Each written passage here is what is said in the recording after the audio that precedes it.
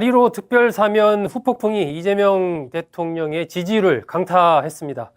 오늘 발표된 리얼미터 조사 결과 보면은 이재명 대통령의 지지율이 2주 만에 12%포인트 하락하면서 역대 최저치를 기록했습니다. 51.1%를 기록을 했습니다. 이게 2주 전이랑 비교하면 상당히 많이 하락한 셈입니다. 이 정도로 단기간에 지지율이 하락했다라는 것은 여권으로서는 좀 상당히 위기 경보가 발령됐다 이렇게 좀 봐야 되지 않나 싶습니다. 먼저 과연 얼마나 하락했는지 한번 리얼미터 조사 결과부터 한번 볼까? 이거 이제 갤럽입니다. 갤럽부터 먼저 갤럽부터 먼저 볼게요. 지금 갤럽과 리얼미터 두 개가 됐는데 지금 나오는 건 이 갤럽입니다. 여러분 보시는 거. 2025년 8월 둘째 주, 이게 이제 8월 14일까지 11일부터 이렇게 실시된 한국갤럽 조사 결과입니다. 59%를 기록했습니다. 60% 선이 무너졌다. 지금 이제 그래프에서 보시는 것처럼 6월 넷째 주에 64%에서 65, 63, 64 계속해서 60%대 중반을 쭉 횡보를 하던 이재명 대통령의 지지율이 8월 둘째 주 들어서 59%, 6자가 이제 5자로 바뀌었다. 그래서 60%가 무너졌다. 국민의힘 지지율 이런 것은 또 이제 다르죠. 그런 부분들은 조금 더 한번 볼게요. 이 부정평가도 상당히 지금 올라갔습니다. 부정평가는 23 정도에서 횡보를 하다가 지금 30%, 한 7%포인트 올라갔죠. 그러니까 갤럽 조사에서 긍정평가는 내려가고 부정평가는 올라갔습니다. 그럼에도 갤럽 조사에서는 여전히 이 차이가, 긍정과 부정의 차이가 한 29%포인트 정도 차이가 나는 게 갤럽 조사입니다. 자, 리얼미터 조사도 한번 볼까요? 리얼미터 조사는 약간 결이 조금 또 다릅니다. 이 흐름 자체는 비슷합니다. 지금 7월 달 둘째 주부터, 첫째 주부터 62%, 6자를 찍었죠. 62.1%, 64.6 이런 식으로 계속 63까지 이렇게 가다가 8월 첫째 주에 56.5%로 좀 하락을 했다가 둘째 주 들어서 51.1% 이렇게 하락을 했습니다. 이게 지금 7월 다섯째 주가 63.3%에서 8월 들어서 하락을 이제 5자로 하락을 했는데, 이게 이제 조국 전 대표, 윤미향 전 의원 등의 사면설, 8월 15일 날 사면 된다라는 얘기가 이제 나오는 시점과 거의 맞아 떨어집니다. 리얼미터 조사 결과는 보면은 이 갤럽보다도 더 낙폭이 크죠. 두 주 만에 63.3%에서 51.1%로 12.2%포인트 하락했습니다. 반대로 이제 부정평가는 계속해서 7월 달 들어서 30%대에 30 초반, 32, 33, 31 이렇게 기록을 하다가 8월 첫째 주에 38.2% 부정평가 이렇게 쫙 7%포인트 정도 올라갔다가 8월 둘째 주 들어서는 이게 44.5%까지 지금 부정평가가 상승했습니다. 그래서 긍정과 부정의 이 비율 차이가 한 6.6%포인트 정도, 그 정도 차이죠. 이게 아까 이제 갤럽 조사보다는 폭이 상당히 좁혀졌습니다. 이 리얼미터 조사는 긍부정의 차이가 상당히 좁혀졌습니다. 아까 갤럽 같은 경우는 한 29%였는데 이 리얼미터 조사에서는 한 7%, 6.6% 정도, 이 정도 되고 있으니까 상당히 많이 좁혀진 거죠. 하지만 두 조사에서의 공통점, 이재명 대통령 국정수행 평가를 조사 결과 두 조사의 공통점은 어쨌든 긍정평가는 하락하고 부정평가는 상승했다. 그리고 그 긍정평가 하락의 그 기울기가 좀 가파르다. 예, 짧은 기간에 빠르게 지금 하락을 했다라는 게 리얼미터 조사와 갤럽 조사의 공통점입니다. 자, 정당 지지도의 흐름 어떨까? 정당 지지도 흐름도 한번 볼까요? 요거 갤럽 조사 지금 정당 지지도 흐름입니다. 계속해서 7월 달 46, 43, 46 뭐 이렇게 40%대 중반까지 갔다가 8월 둘째 주 들어서 41%. 7월 6월 둘째 주 이후에 최저치이죠. 41% 민주당 정당 지지도를 기록을 했고, 국민의힘 정당 지지도는 19%까지 내려갔었는데 22%까지 상승한 걸로 8월 둘째 주에 조사를 했습니다. 민주당 지지도는 한 5%포인트 하락을 했고, 국민의힘 지지도는 한 3%포인트 정도 상승한 걸로 이렇게 지금 조사가 됐습니다. 자, 리얼미터의 정당 지지도 조사는 어떨까요? 이 그래프의 기울기, 이 갤럽보다 좀 더 가파르죠. 7월 다섯째 주에 민주당의 정당 지지도가 54.5%를 기록했다가 그 이후에 8월 첫째 주에 48.4%, 8월 둘째 주에 39.9%, 불과 2주 만에 한 15% 정도 정당 지지도가 하락한 걸로 이렇게 지금 리얼미터 조사 결과 나오고 있습니다. 국민의힘 조사는 7월 다섯째 주에 27.2%, 그러니까 요때 민주당과 국민의힘의 정당 지지도 격차가 거의 27.3% 정도 상당히 좀 컸었죠. 그런데 이게 좁혀지더니 8월 둘째 주 들어서는 36.7%, 그러니까 민주당과 국민의힘 정당 지지도가 한 3.2%포인트 정도밖에 차이가 안 나는 그런 상황이 됐습니다. 그만큼 이제 이 국민의힘 지지도의 결집이 이루어졌다라고 봐야 되고, 민주당에 대한 지지자들의 이완 현상이 나타났다, 이렇게 봐야 되겠죠. 지금 리얼미터 조사 결과는 갤럽 조사 결과보다는 낙폭이 좀 더 가파릅니다. 이건 뭐 아까 대통령 국정수행 지지도와 똑같습니다. 마찬가지로 정당 지지도도 리얼미터와 한국갤럽 수치 차이는 있지만 공통점, 결국 이제 이러한 여론조사를 볼 때 하나하나의 뭐 지지도가 얼마냐 이런 것도 중요하지만 전체적인 트렌드가 지금 어떻게 가고 있냐 이걸 보는 게 중요하거든요. 리얼미터와 한국갤럽 두 개의 공통점 똑같습니다. 어쨌든 지금 민주당의 정당 지지도는 하락하고 있고 국민의힘의 정당 지지도는 상승했다라는 거, 이것도 공통점입니다. 지금 이재명 대통령의 국정수행 지지도와 이 정당 지지도의 공통점이 똑같이 있는 거죠. 이재명 대통령 지지도와 더불어민주당 지지도는 하락을 했고 국민의힘 지지도는 상승을 했다. 부정평가는 상승을 했다라는 거, 여론조사에 나타나고 있는 공통적인 현상입니다. 아마 다른 여론조사에서도 비슷한 결과가 있지 않을까, 그렇게 좀 예상이 됩니다.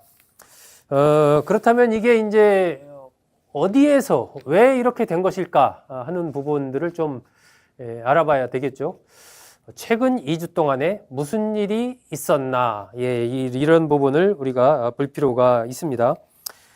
일단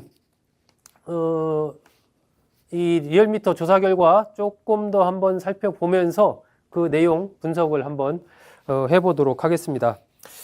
자, 2주 연속 하락을 했는데 지역별로 보면은 광주 전라 쪽이 한 5.2%포인트 정도 하락했습니다. 민주당의 핵심 지지 기반이죠. 다른 곳, 뭐 제주, 강원, 서울도 뒤를 이었습니다. 서울 같은 경우 51.5%여서 상대적으로 다른 지역에 비해서 긍정 평가, 이재명 대통령에 대한 국정 수행을 긍정 평가한 비율이 조금 낮았습니다. 자, 이번에 지난번 조사, 8월 첫째 주 조사보다 가장 많이 떨어진 지역으로 봤을 때 리얼미터 조사에서 가장 많이 떨어진 지역은 어디인가? 예, 인천 경기 지역입니다. 인천 경기 지역 지난 조사보다 11.0%포인트 떨어지며 이번에 50.9%를 기록했습니다. 인천 경기 지역 그동안에 저희 소종섭의 시사쇼에서도 몇 번 분석을 해드렸지만 지난 대선의 결과라든지 이런 것을 봤을 때 인천 경기 지역에서 이재명 대통령에 대한 지지 흐름 상당히 강하게 표출이 됐었습니다. 그런데 지금 이번 리얼미터 조사 결과 보면은 이 지역에서 낙폭이 가장 컸습니다. 11.0%포인트 가장 많은 낙폭이 을 보였습니다. 자, 이 원인도 같이 좀 이따가 한번 보겠습니다. 자, 연령대별 지지율 40대 역시 강고한 40대 이재명 대통령에 대한 지지율 역시 가장 높습니다. 63.0% 가장 높았고 가장 낮은 곳은 20대 지지율 34.4%를 기록을 했습니다. 자, 대략 지금 지역별, 세대별 또 낙폭이 가장 큰 곳 어디가 됐는지 이런 거 한번 리얼미터 조사 기준으로 살펴봤습니다. 여러분 쭉 지금 어떤 생각 드십니까? 왜 이렇게 민주당 지지율이 하락하고 인천 경기 지역에서의 낙폭이 크게 나타났을까요? 역시 가장 큰 것은 이 조국 전 대표에 대한 이 8.15 특별 사면 이 문제를 빼놓을 수가 없습니다. 한국갤럽 조사에서요, 가장 그 부정평가 사유 1위로 나온 것이 바로 이 특별 사면입니다. 조국 전 대표와 윤미향 전 의원으로 이슈가 가장 두 사람한테 많이 쏠렸었죠. 되면서 가장 부정평가를 큰 이유, 8.15 특별 사면, 이 22%가 이 문제를 지적을 했습니다. 이 조국 전 대표에 대해서는 찬성 반대가 반대가 조금 많기는 했습니다. 한 48%, 찬성은 43% 정도. 그 5%포인트 차이가 있긴 하지만 요 정도 차이였는데 이 무당층에서만 보면은 찬성이 20%였고 반대는 무려 63%였습니다. 그러니까 양당의 민주당 지지자나 국민의힘 지지자를 떠나서 무당층, 중도층을 봤을 때는 부정평가가 거의 긍정평가보다 3배 이상 높게 나타났다라는 거죠. 그만큼 이 조국 전 대표와 윤미향 전 의원에 대한 이 사면에 대한 부정적인 여론이 상당히 높다라고 봐야 되겠죠. 물론 조국 전 대표, 윤미향 전 의원 이거 하나냐 이 부정평가가 이렇게 낙폭이 크게 나타난 것이 그렇게 볼 수는 없죠. 가장 큰 것이 이제 이 사안이라고 봐야 되고요. 그 다음에 이제 이춘석 의원, 민주당 소속으로 4선 의원으로 법사위원장 맡고 있었지 않습니까? 이춘석 의원의 그 본회의에서의 차명 주식거래 논란, 그리고 주식 양도세 부과기준 강화 움직임, 이거 50억을 10억으로 낮춘다라는 부분에 대해서 아직 지금 결정을 못하고 있습니다. 여권이. 민주당은 50억으로 그대로 유지하자라는 거고 대통령실과 정부는 좀 논의가 필요하다. 아직 결정을 못하고 있는데 이것에 대해서 또 이 젊은 세대를 중심으로 비판적인 그런 흐름이 있죠. 이것이 이제 조국 전 대표나 윤미향 전 의원에 대한 사면과 또 맞물리면서 더 낙폭이 커진 그런 부분이 있습니다.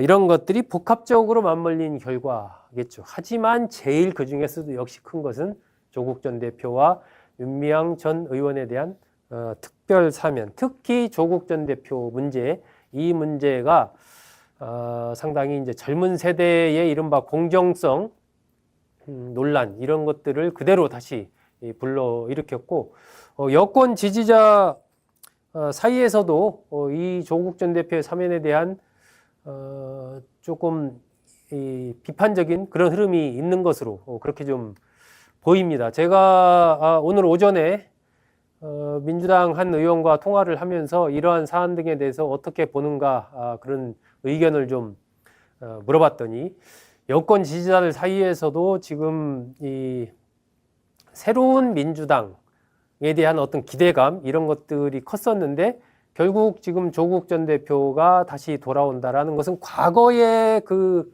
논란이 한창 컸던 조국 전 대표를 둘러싼 논란이 엄청났지 않습니까? 그 과거로 다시 회귀하는 거 아니냐 하는 그것에 대한 비판적인 의견들이 지지자 사이에서도 상당하다. 뭐 이런 얘기를 하더라고요. 그래서 그런 것들도 영향을 미쳤다. 그러니까 조국 전 대표의 사면이 젊은 세대 그리고 중도층, 무당층에서만 부정적인 여론으로 나타난 게 아니고 민주당의 어떤 핵심 지지층 사이에서도 586 그룹이라든지 친문 그룹 등에 대해서 좀 비판적인 이러한 생각을 갖고 있는 그룹들은 이번 조국 전 대표의 사면에 대해서 상당히 비판적으로 이 사안을 지금 보고 있다라는 것입니다. 그래서 이 조국 전 대표의 사면이 단순히 젊은 세대 중도층 문제만이 아니라 여권의 지지층 자체에서의 어떤 지금 균열 이런 것들을 조금 낳고 있다 이렇게 좀 봐야 되지 않나 싶습니다. 민주당에서는 이건 정치검찰 피해자의 명예회복이다라고 이제 조국 전 대표의 사면을 그렇게 이제 정치적인 명분으로 포장을 하려고 하고 있는데 이것을 바라보는 민주당 내에서의 다양한 어떤 시각들 이런 것들이 아직 표출은 안 되고 있지만 표출될 가능성이 앞으로 좀 있지 않나. 결국 민주당 스스로가 또 이 조국 전 대표와 관련된 논란의 소용돌이 속으로 들어간 그런 측면이 좀 있다 이렇게 좀 판단이 됩니다. 그래서 과연 여권 내에서도 여권 지지층의 이탈폭이 어느 정도일 거냐 이런 부분에 대해서 지금 민주당 아마 핵심 부에서는 어느 정도 여러 가지를 좀 따져보고 조사도 하고 있고 뭐 그러지 않을까 하는 그런 생각도 듭니다. 최근에 그 윤준병 의원이 이 서울시 공무원 출신이죠. 재선 의원이고 전북 고창 정읍 여기가 이제 지역구인데 SNS에 그런 글을 올렸지 않습니까? 사면하는 것은 오케이지만 조국 전 대표의 그 사면이 입시 비리를 용서하는 그런 것과는 다른 문제다. 뭐 이런 글 최근에 올렸지 않습니까? 이것이 이제 하나의 상징적인 그러한 현재 민주당 내에 전면적으로 표출되고 있지는 않지만 조국 전 대표의 사면에 대한 다양한 어떤 시각들을 보여주는 하나의 단면이다. 이렇게 지금 볼 수 있습니다. 이것이 이제 경우에 따라서 지금은 어쨌든 이게 정치검찰의 한 피해자이기 때문에 사면하는 게 당연하다라는 게 어떤 겉으로 이제 딱 그렇게 돼 있지만 그 물밑에서는 상당히 좀 다른 움직임들이 많이 있고 불만 섞인 그런 생각을 가진 당원과 의원들이 있다는 얘기죠. 그래서 경우에 따라서 그런 것들이 공개적으로 표출될 가능성이 있다라고 그렇게 좀 판단이 됩니다. 그래서 지금 이재명 대통령의 이 국정수행 지지율 그리고 정당 지지율 이런 것이 이렇게 좀 큰 폭으로 하락했다 이렇게 좀 판단이 되고 이것을 그러면은 이게 지금 어떻게 될 거냐 앞으로 지금으로서는 리얼미터 조사 결과로 봤을 때 50% 선이 무너질 가능성도 좀 있어 보입니다. 이제 다음 주에 그 한미 정상회담 또 이제 한일 정상회담 그 전에 계속해서 이렇게 진행이 되지 않습니까? 근데 이번 주까지 어쨌든 조국 전 대표 오늘부터 이제 본격적으로 외부 정치 활동을 시작을 했습니다. 이런 움직임이 계속해서 이제 펼쳐질 것이고 그것을 바라보는 비판적으로 바라보는 이 사람들의 그 생각이 어쨌든 계속 갈 거란 말이죠. 특별한 변화가 없는 한 이번 주까지 갈 것이기 때문에 이번 주에 진행되는 또 조사 결과 이런 것들이 그 안에 특별한 어떤 변수가 없다면 조금 더 하락할 가능성이 있다. 이재명 대통령의 국정 수행 지지율이 그 뒤에는 이제 그 한미 정상회담의 결과라든지 이런 것들로 이제 어느 정도 다시 또 조금 더 올라갈 그럴 가능성이 또 있겠죠. 그 결과가 어떻게 되느냐에 따라서 하락할 수도 있지만 그걸 계기로 이제 그걸 다시 또 반등할 그럴 가능성이 있습니다. 결국 그 판단은 이제 한일 정상회담, 특히 한미 정상회담, 트럼프 대통령과의 정상회담에서 지금 얘기되는 여러 가지 주한미군 뭐 문제라든지 또 이 주둔비 문제라든지 기타 등등 여러 가지 이런 것에 이제 어떤 결과가 나오느냐에 따라서 이재명 대통령의 국정수행 지지율 또 민주당의 지지율 이런 것들이 좀 다시 또 반등을 하느냐 아니면 추가 하락을 하느냐 하는 그러한 어떤 분기점을 맞지 않을까 그렇게 좀 예상이 됩니다. 어쨌든 이 한 두 주 사이에 지금 50%대 초반 또 갤럽 조사로 봐도 60%대가 무너져서 50%대로 왔다라는 것은 여권 입장에서는 조금 더 이 지지율 관리에 좀 더 신경을 써야 되는 그런 상황이 됐다라고 봐야 되겠죠. 그리고 이런 것은 이 조국 전 대표와 여러 가지 뭐 이춘석 의원 사건 이런 것들이 결합된 결과이기도 하지만 또 조금 더 근본적으로 들어가 보면 지금 여권의 인사 문제라든지 정책에 있어서의 대통령실과 당의 약간의 지금 뭐라고 할까요? 좀 딱딱 그 발맞춤이 잘 안 되고 있는 이러한 부분들 그런 것들 또 베이스에 그 밑바닥에 좀 깔려 있지 않나 하는 그런 생각이 듭니다. 그러니까 지금 정책의 방향이 정확하게 지금 어느 쪽이냐 이게 이재명 대통령이 이른바 친기업 쪽으로 가겠다, 통합으로 가겠다 이렇게 이제 초창기에 쭉 얘기했던 그러한 흐름 그리고 그 뒤에 실제로 지금 가고 있는 흐름 그런 것과 약간 좀 엇박자가 나는 이런 부분들이 있고 또 대통령실과 당과의 사이에서도 이 손발이 착착착착 맞아들어 가지 못하고 약간 좀 서로 다른 결들을 보이는 듯한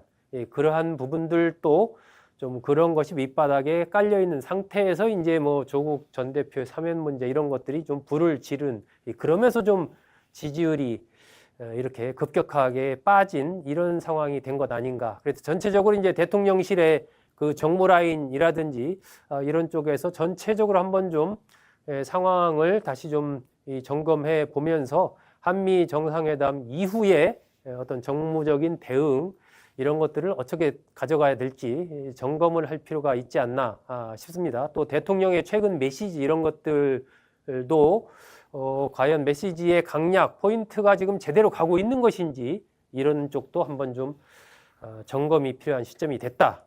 그렇게 판단이 됩니다. 자, 소중섭의 시사쇼 첫 번째 주제 이재명 대통령의 국정수행 지지율 50%를 지킬 수 있을 것인가 하는 주제로 말씀드렸습니다. 자, 댓글 한번 살펴보고 두 번째 주제 대통령의 연수원 동기가 금감원장이 됐습니다. 이찬진 금감원장 이재명 파워맨 코너로 넘어가도록 하겠습니다. 자, 댓글부터 먼저 한번 살펴보도록 하겠습니다. 자, 오늘 댓글 많은 분들 댓글 주셨습니다. 점점 따라잡히고 있네요. 깽덕님. 태정태세 비욘세님 거대 여당 대표가 야당 원내대표랑 눈도 안 마주치는 꼴도 싫고 적당히 해야 되는데 서로에 대한 예의가 없음. 이런 것도 영향을 미쳤다라고 봐야 되겠죠. 이게 좀 여당으로서 기대하는 바가 있을 텐데요. 조국 윤미향 사건이 확실히 크긴 큰 것 같아요. 유승준 입국시켜줘라 정신 차려 이 친구야님. 부산 할매님 민주당 지지했지만 기대보다 못 미치는 것 같아요. 꿈보다 로또님 충분히 잘 하고 있는데 아쉽네요. 네네. 댓글 주신 분들 감사드립니다. 이 정청래 대표에 대한 댓글을 주신 분들이 조금 많은 것 같습니다. 뭐 정청래 대표 어쨌든 정광석화처럼 개혁하겠다 라고 얘기했지만 또 집권 여당으로서의 모습에 대한 기대감 뭐 이런 것들을 또 갖고 있는 분들이 있기 때문에 너무 세게만 나가는 것이 능사는 아니지 않느냐 이런 말씀들을 많이 주고 계신 것 같습니다. 자, 두 번째 주제 이찬진 금감원장 이재명 파워맨 예, 이찬진 금감원장 오늘은 이재명 파워맨으로 선정을 했습니다. 조응천 전 국회의원이 연수원 18기, 이찬진 금감원장과 연수원 동기입니다. 어디 인터뷰한 걸 보니까 조응천 전 의원이 그렇게 얘기를 했더라고요. 동기들 단톡방이 난리가 났다는 겁니다. 예, 난리가 났다. 뭐 18기 연수원 18기 들이 이제 이재명 정부 들어서 정성호 법무부 장관도 그렇고 이찬진 금감원장도 그렇고 또 차정인 그 국가교육위원장이죠. 차정인 교육위원장도 연수원 18기입니다. 이러다 보니까 이제 동기들이 뭐 서로 이제 뭐 축하한다 뭐 이런 그런 글들을 이제 많이 올렸지 않나 싶습니다. 자, 이찬진 금감원장의 이찬진 변호사가 될 것이라고 예상한 사람은 한 명도 없었습니다. 예, 그만큼 금감원장의 하마평에 여러 사람이 오르내렸지만 이찬진 변호사의 이름은 오르내리지 않았습니다. 그만큼 이제 언론에서는 깜짝 인사라고 표현을 하는데 한편으로 본다면 금감원장에 오르내릴 만큼의 그러한 어떤 전문성이라든지 이런 것을 갖췄다라고 보기는 어렵다라는 또 이런 판단이 그 막후에 깔려 있다. 이렇게 좀 볼 수도 있는 거죠. 자, 이찬진 금감원장은 이 차관급 자리입니다. 금융위원장이 제청하고 대통령이 임명하는 차관급 자리이기 때문에 이건 뭐 청문회가 필요 없습니다. 그래서 이미 지난 14일 날 이찬진 금감원장은 취임을 했습니다. 이게 금감원 여러분도 기억하시겠지만 전임 금감원장 윤석열 정부에서 누구였죠? 이복현 금감원장, 윤석열 사단의 막내라고 윤석열 그 이른바 특수부 계보의 막내 격에 해당됐던 이복현 금감원장이 등장을 했었죠. 그냥 검사 출신으로 아마 처음 금감원장이 됐습니다. 이번에 이찬진 금감원장도 역시 법조인 출신이죠. 법조인 출신이 전임 정권, 현 정권에서 연달아 금감원장에 취임을 했다. 이것에 대해서 또 얼마 전에 제가 재경부의 고위 인사를 지낸 분 지난주 금요일 날 쭉 통화하면서 여쭤보니까 좀 걱정을 하더라고요. 금감원장의 자리가 상당히 전문성을 요하는 그런 자리인데 이게 너무 이 법조인들이 가는 것이 과연 이게 인사가 잘 가고 있는 것이냐 이러한 걱정을 하더라고요. 아마 뭐 여러 가지 맥락 속에서 제청을 그렇게 임명을 하지 않았나 뭐 그렇게 생각을 합니다. 자, 먼저 이찬진 금감원장 어떤 인물인지 간단히 좀 프로필부터 한번 살펴보겠습니다. 1964년생입니다. 서울에서 태어났고요. 홍대부고와 서울대 법대를 졸업을 했습니다. 사법고시 28회 합격했고 연수원 18기, 이재명 대통령과 연수원 18기 동기입니다. 아까도 제가 말씀드린 대로 정성호 법무장관, 차정인 국가교육위원장, 조응천 전 의원 등등이 동기죠. 민주화를 위한 변호사 모임 민변의 부회장을 지냈고 참여연대 집행위원장도 지냈습니다. 최근에는 국정기획위원회에서 사회 1분과 위원장으로 이제 복지정책 그런 쪽에서 좀 활동을 했습니다. 그리고 이제 금융감독원장에 취임을 했죠. 이 이재명 대통령과 연수원 동기이고 그때 이제 연수원에 노동법학회라는 연수원 내 소모임이 있었어요.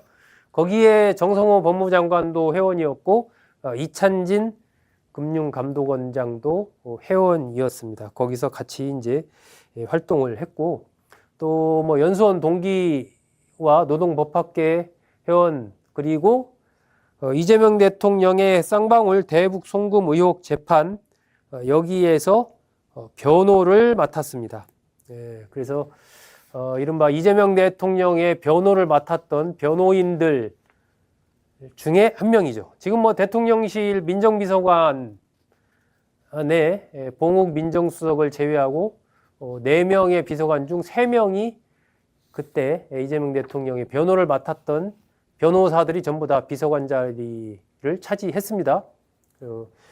이찬진 금융감독원장도 있고 또 김희수 국정원 기조실장도 있고 또 법제처장도 그런 변호인에 해당이 되죠. 이번에 이찬진 금융감독원장 임명이 되면서 특히 이제 뭐 연수원 동기도 부각이 됐지만 변호를 했다, 변호인 출신이다.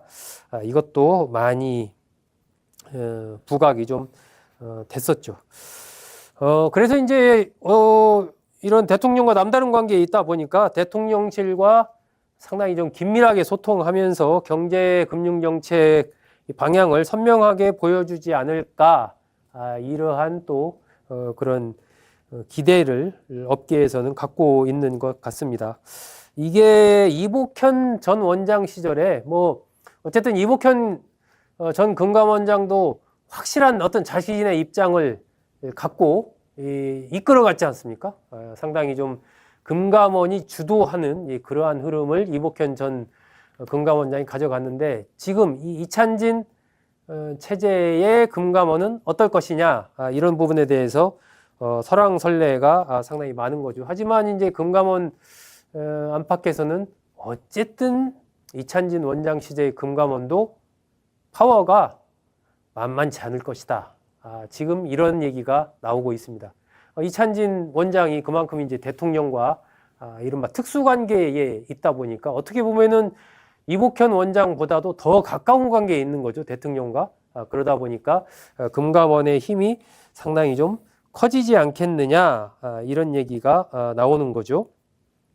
이찬진 원장은 특히 이재명 대통령에게 5억 원을 빌려준 인물로도 주목을 받았죠. 2019년에 이재명 대통령이 2심에서 당선 무효형을 선고받았을 때 그때 이제 이 대통령의 집을 담보로 해서 이찬진 당시 변호사가 5억 원을 이재명 대통령에게 빌려줍니다. 그리고 이듬해에 이자까지 쳐서 돌려받았다. 이렇게 지금 알려져 있죠. 그래서 뭐 5억 원이라는 게 사실 큰 돈 아닙니까? 그 돈을 빌려줄 정도로 그러한 정도의 관계, 이거 뭐 굉장히 가까운 관계라고 봐야 되겠죠.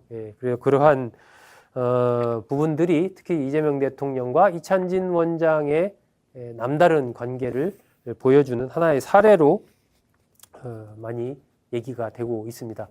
자, 그렇다면 이찬진 체제의 금감원 어떻게 될까, 이런 부분들 업계에서는 일단 금융사고, 민생 침해 범죄 관련해서 제재 수위가 상당히 높아질 것이다. 금감원에서 그 부분에 대해서는 세게 제재를 할 것이다.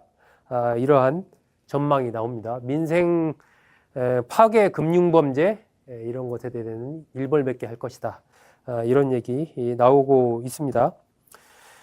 또 금융사 임원들, 고위 임원들 금융사고가 발생하면 고위 임원들에게까지 책임을 묻는 그러한 쪽으로 가지 않겠느냐. 대통령 공약집에 그렇게 나와 있습니다. 금융사고 발생 시 임원 책임까지 물을 수 있도록 엄격하게 적용한다. 이렇게 돼 있거든요. 그러니까 이찬진 원장이 그런 걸 받아서 지주회사, 금융사, 이른바 C레벨 임원급들에 대한 강력한 제재를 하지 않겠느냐, 이러한 얘기를 하는 거죠. 그리고 이제 기관 투자자의 적극적인 의결권 행사, 경영 관여 활동 이런 것들을 좀 독려하지 않을까, 이런 얘기 나오고요. 또 이 코스피 5천 핵심 과제로 내건 불공정 거래 척결 이런 것에 금감원이 앞장설 것이다. 이런 전망도 나옵니다.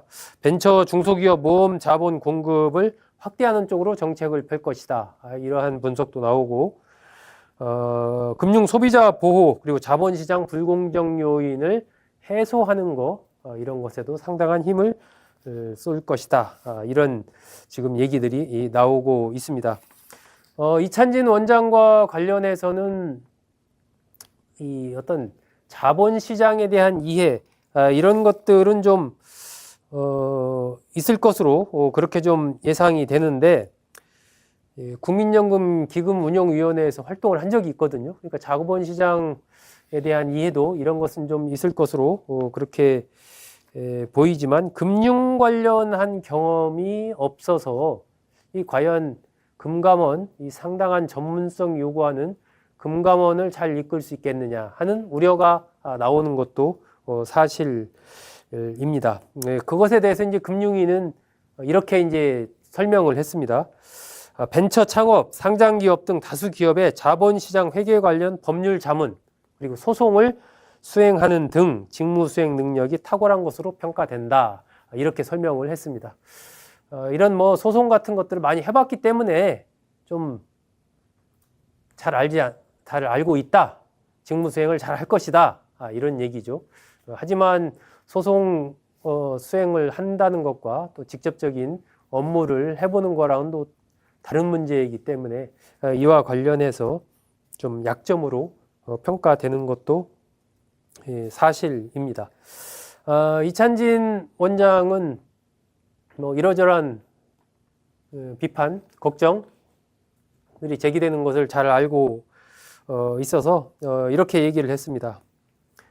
그렇게 튀는 사람이 아니다. 저는 그렇게 튀는 사람은 아닙니다. 뭐 이래라 저래라 제가 마음대로 막 이렇게 하는 그런 사람이 아닙니다. 이런 개념으로 얘기를 한 거죠. 선무당이 사람 잡는 짓을 할 생각이 없으니 걱정하지 않아도 됩니다. 이렇게 얘기를 하면서 기존 금감원 구성원들의 의견도 듣고 흐름도 파악한 다음에 말씀을 드릴 것이고 함부로 떠들지 않겠다. 저는 호가호위와는 거리가 먼 사람입니다. 이렇게 얘기를 했습니다. 어떤 뭐 결정을 할 때 제가 막 이렇게 막 이래라 저래라 나서서 북치고 장구치고 안 하고 여러분들 의견 잘 들어서 결정을 할 테니까 너무 걱정하지 마세요. 이렇게 얘기했거든요. 앞으로 이제 이찬진 체제의 금감원이 어떻게 갈지 좀 지켜봐야죠. 이게 뭐 구성원들의 의견을 잘 듣는 것도 중요하지만 또 이찬진 원장 나름의 금감원의 새로운 변화를 또 만들어내야 되는 그런 게 있으니까 그 두 개 사이에서의 어떤 강약 조절, 줄타기 이런 것들을 이찬진 원장이 얼마나 잘 할지에 따라서 이찬진 금감원 체제에 대한 평가가 좀 달라지지 않을까 하는 그런 생각이 듭니다. 자, 소중섭의 시사쇼 두 번째 주제, 이재명 파워맨 이찬진 금융감독원장에 대해서 말씀드렸습니다. 자, 세 번째 주제 한번 살펴볼까요? 세 번째 주제, 조국 내년 6월에 출마한다. 오늘 아침에 조국 전 대표 김어준 씨, 방송인 김어준 씨 유튜브에 나와서 얘기를 했고, 그 전에 이제 한겨레와 인터뷰에서도 길게 자신의 생각을 밝혔습니다.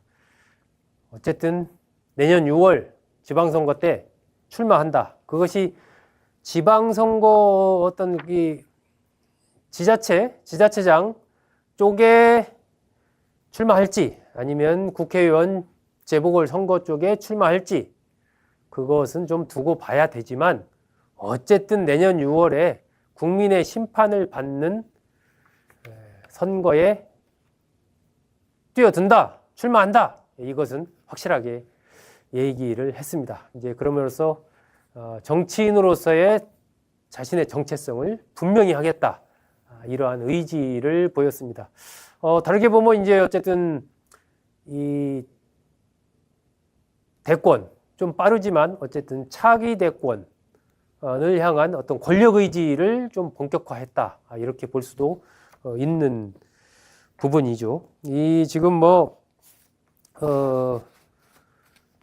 민주당에서의 기류가 여러 가지 좀 복잡한 것 같습니다. 조국 전 대표가 이슈의 중심에 이제 서면서 그만큼의 또 비판적인 흐름이 또 생겨나면서 과연 조국 전 대표와의 관계 설정을 어떻게 해야 되냐, 이게 뭐 범여권으로 우리 편이다 이렇게만 막 하기에도 부담스럽고, 그렇다고 또 완전히 또 경쟁자로서 위치 지으면 그것도 또 부담스러운 그런 관계이기 때문에 아직 정확하게 어떤 설정을 하고 있지 못한 이러한 상황이 아닌가. 그리고 이제 어쨌든 민주당으로서는 박지원 의원의 주장처럼 민주당과 합당을 하자. 어차피 뭐 같은 편 아니냐.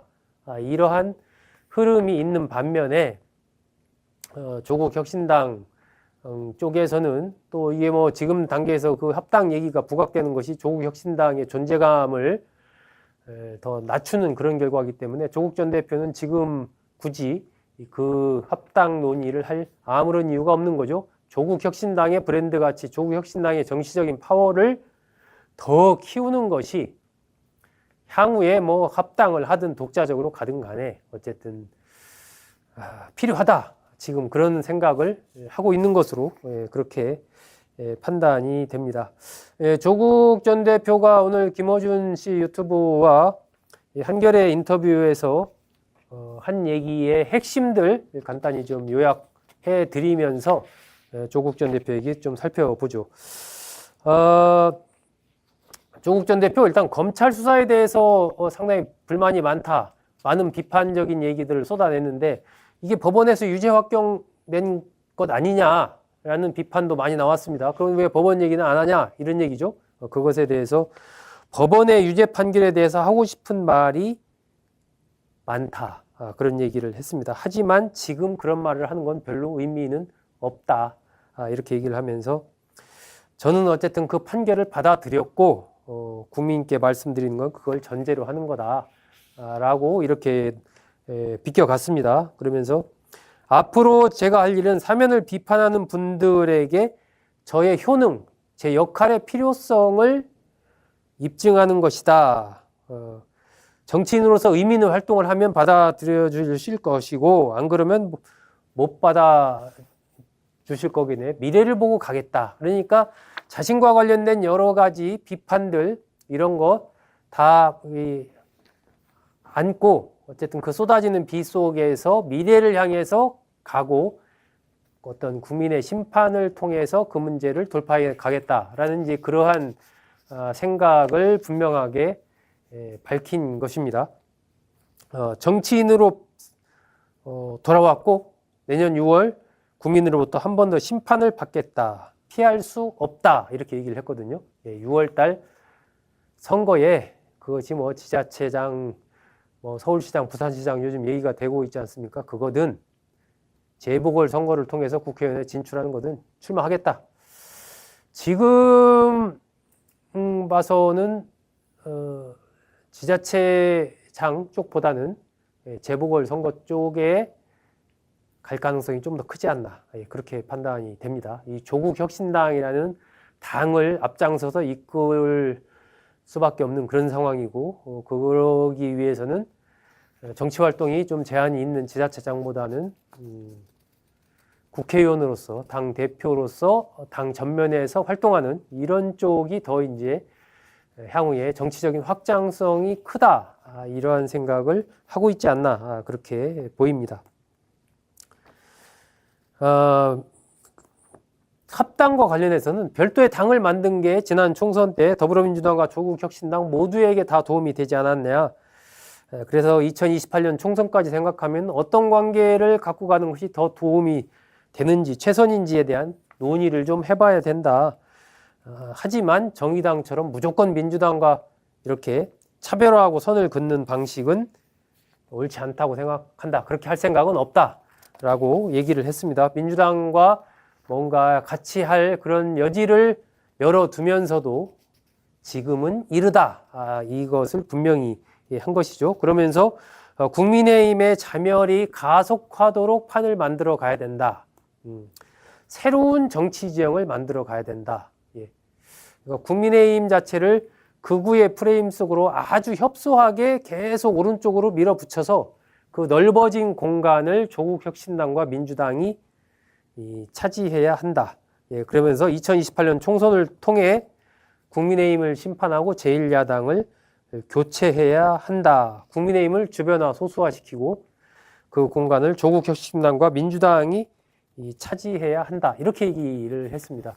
이게 이제 향후에 정치적인 격변이 일어날 가능성을 엿보게 하는 것이죠. 지금 개혁신당도 마찬가지고 국민의힘의 영역을 축소시킨다라는 부분에서는 지금 조국혁신당과 민주당과 개혁신당이 의기투합하는 겁니다. 뜻이 같은 겁니다. 그래서 지금 조국혁신당은 민주당과 힘을 합쳐서 국민의힘을 협소화시키는 거고 개혁신당까지도 이제 밀어내려고 하는 흐름이 있겠죠. 반면 개혁신당 쪽에서는 이제 국민의힘의 이른바 탄핵 찬성파 등 개혁파를 합치고 외부의 세력을 합쳐서 새로운 보수신당을 만들자라는 그러한 움직임이 지금 서서히 꿈틀대고 있는 것입니다.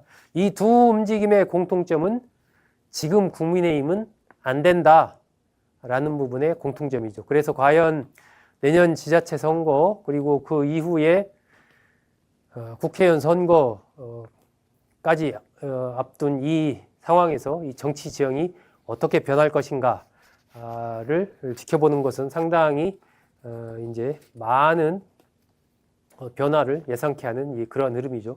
내년에 아마 지자체 선거를 앞두고서 이러한 흐름이 전면적으로 나타나기는 쉽지 않아 보입니다. 지자체 선거라는 특성도 그렇고요. 그래서 지자체 선거의 결과를 놓고 그 이후에 그러니까 내후년쯤에 정치권의 이합 집산이 본격화하지 않을까 하는 그런 예상이 됩니다.